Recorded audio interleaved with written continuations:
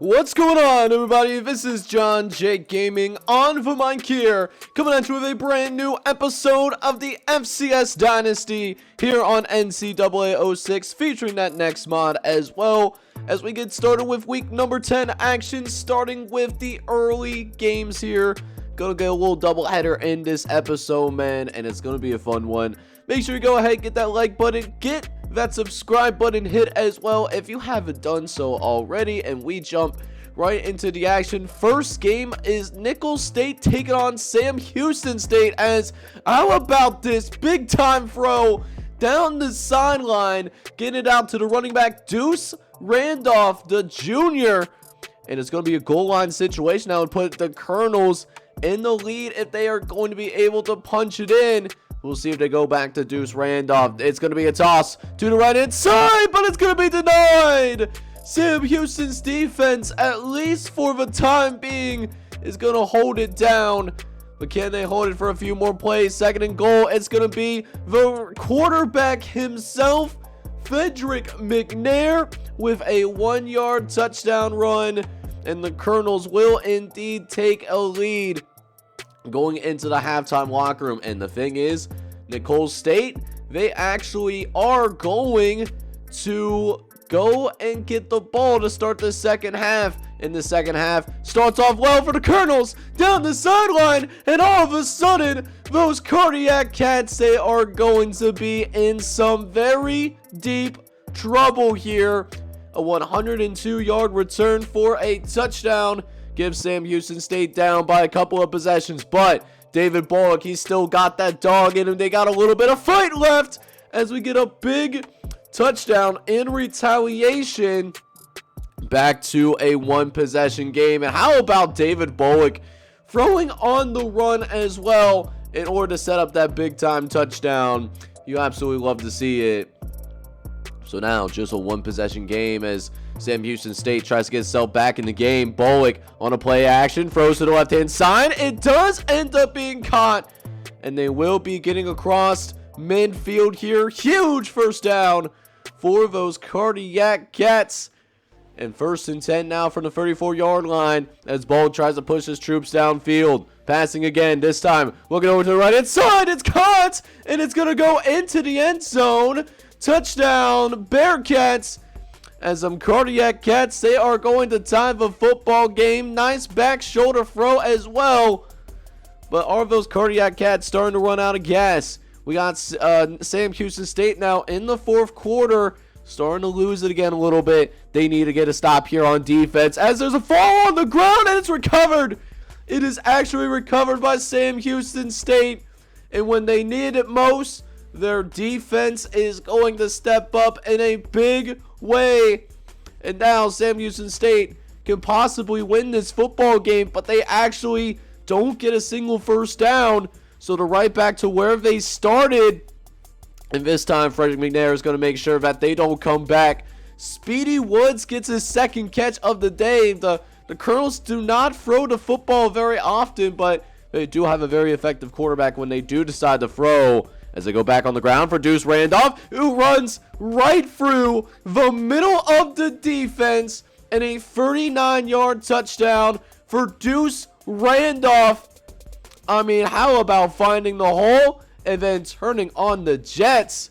27-17 now going to be your score as Bullock trying to keep those hopes alive for one more drive, but it's not looking good. After taking a sack, it's going to be not only 3rd and long, but they had to use a timeout.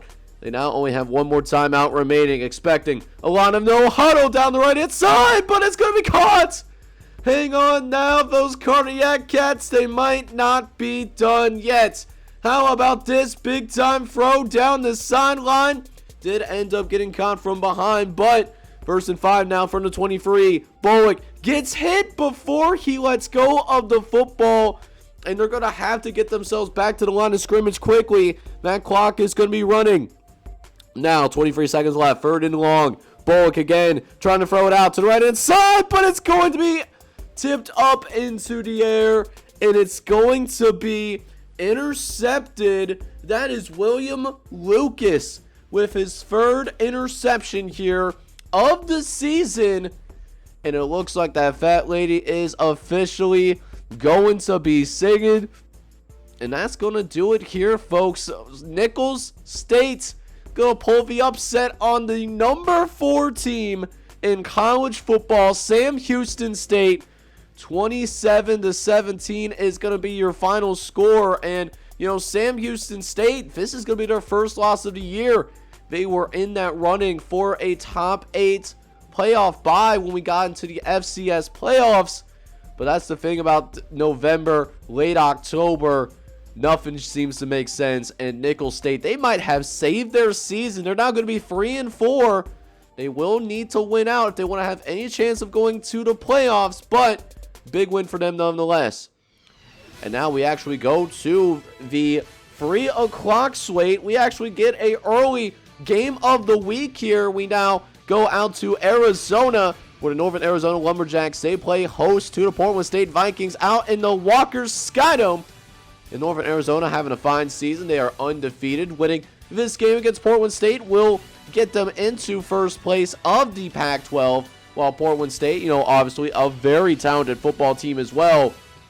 They are also well in the running to make it to the FCS playoffs, as well as win the conference. So should be a very good matchup between these two teams. We'll see who Lee Corso ends up rocking with. And it looks like Lee Corso going to choose Portland State. And we'll see if he's right or not, as we'll go ahead and see Pierre throwing it out to the right-hand side. One of the best third down conversion teams in the country. And on this particular third down, not only do they get the first down, obviously, but they get a 53-yard touchdown. First drive of the game, Portland State, they will race out to a 7-0 lead. Nice job rowing the boat there to get things started. We'll see how Northern Arizona does end up respond. At least on the defensive side of the football, it seems like the defense starting to wake up quite a bit, as that might have been Charles Hurst that made the tackle, one of your guys' customs. And that'll bring him back a little bit, and it leads to an interception on a third and long.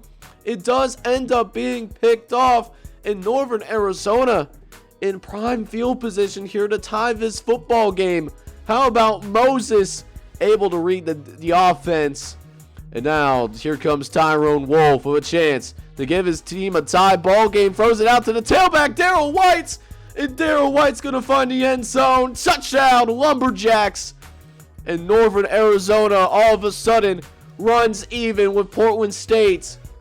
And we got ourselves a battle throughout this one. Jumping into the second half. Still a tight game. Only a few points difference, but Tyrone Wolf in the second half is going to put the football on the ground. And are we going to see a big guy touchdown? Oh my goodness. Yes, we are. A 49-yarder. That is a defensive lineman that was able to chase down the fumble, recover it while not falling on it. And the rest is history, man. 17-7 in favor of Portland State. Tyrone Wolf now trying to lead his troops, but it just becomes an interception affair. That's going to be his first interception that he throws on the day, as now Portland State trying to come back out and try to dominate their opponents here in this key Pac-12 matchup. Third and short, meanwhile, coming off of the turnover, going to run it up the middle with the fullback, and it took a little bit of time for him to find the opening, but at the same time, though, that he does find the end zone. He gets the job done, even though it may not have been too terribly pretty. 24-7 ends up being that lead, and Portland State is going to hang on. They will take down the Northern Arizona Lumberjacks 27-7, and that really propels Portland State into a prime position to win this conference. Northern Arizona still in the mix as well. This is only their first loss in conference play. And I would expect both teams, the way that they're playing right now, to be in the FCS playoffs when it's all said and done. So, very good game played by both squads. But Portland State is going to outlast them here in the deserts of Northern Arizona. But most of the early games that we see here in week number 10 actually do happen in the simulation. and let's check in on some of those more notable scores. We start out in the ACC with one of your guys' custom coaches, as Florida A&M was able to blow the doors off of the Howard Bison, as the Rattlers are able to get their third win of the season, getting the 3-4 thanks to a 47-13 win. As for Southeast Missouri State, they improved to 6-2 with a somewhat convincing win over Tennessee State, as Redhawks get to 6-2 with a 35-20 win over the Tigers. Finally, James Madison starting to get itself back on track, starting to peak at the right time. They beat North Carolina A&T 38-24, as James Madison now sits at 6-2 on the season. As for other early matchups to watch out for over in the Ivy League, Princeton blowing the doors off of Harvard, as well as the Princeton Tigers do get to 500, winning 31-0 over the Harvard Crimson.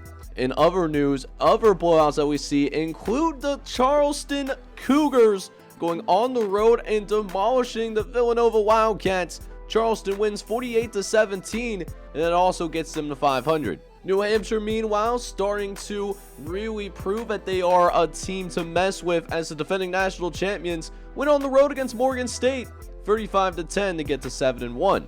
But that is not the only blowout that we see here in the early going, as Ball State opens things up against Southern Illinois in Maction, as the Ball State Cardinals win 48-17, also getting themselves to 500. Meanwhile, the Akron Zips, they continue their roll through the MAC Conference. This time they take down the winless Illinois State Redbirds, as Akron wins 38-20 to get to 8-1. Rounding out the noon 30 slate is Texas Southern going on the road to take on Alabama A&M in Big 12 action. Texas Southern wins 21-17, as the team under NCAA sanctions gets to 7-2. However, a huge surprise here in the Big 12 Conference, as Grambling State drops their second game in a row, this time losing 48-14 to the Jackson State Tigers, who get to 3-5 now. But all things considered, South Carolina State coming in ranked number 19 in the country. That will not be happening after this week, as Delaware State takes them down 20-10, and the Bulldogs take their third loss of the season. Southeastern, meanwhile, they actually just got themselves into the AP Top 25, coming in at number 24 in the country. They take on the Elon Phoenix, and not as effective as Twitter, winning 41-7 on the road, as Elon is back to 500 football. San Diego State, meanwhile, is looking to get themselves back into the FCS playoffs. Not a lot of room for error, but a 45-14 victory gets the Aztecs to 8-1. But guys, I know that this was not a long episode, not what you typically would expect out of a regular season episode, but the night games that we got a chance to see live, there was so much action packed in there that it would be a disservice to kind of bring that down a notch in a full episode. So those night games, 6 night games to be exact, we will show them tomorrow night here on the channel, so you're not going to want to miss it. I hope you did enjoy this little double header though that featured multiple top 25 teams, and if you did, make sure you hit that like button, hit that subscribe button as well if you do happen to be brand new to the channel. This is John J Gaming on the mic signing off, but I'm hoping you're all out there having a good one. Take care, everybody.